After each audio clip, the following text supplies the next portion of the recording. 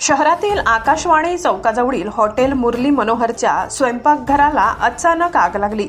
ही घटना आज दिनांक 6 दुपारी घडली। आग लागण्याचे कारण अद्याप समजलेले नाही। मात्र या आगीमुळे हॉटेल मुरली मनोहर आणि त्यावर असलेल्या वेलनेस मेडिकल दुकानाचेही नुकसान झाले। आग लागल्याचे लक्षात येताच परिसरातील नागरिकांनी तात्काळ घटनास्थळी धाव घेत आग विझवण्यासाठी प्रयत्न केले। त्यानंतर लगेचच जळगाव महानगरपालिकेचा अग्निशमन बंबही घटनास्थळी दाखल झाला।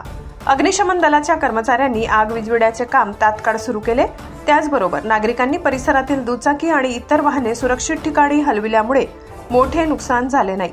घटनेची माहिती मिळताच पोलीस आणि अग्निशमन दल तात्काळ दाखल झाले। मात्र अद्याप या प्रकरणी पोलीस ठाण्यात कोणतीही नोंद करण्यात आलेली नाही। आग लागण्याचे नेमके कारण काय होते हे अद्याप स्पष्ट झालेले नाही।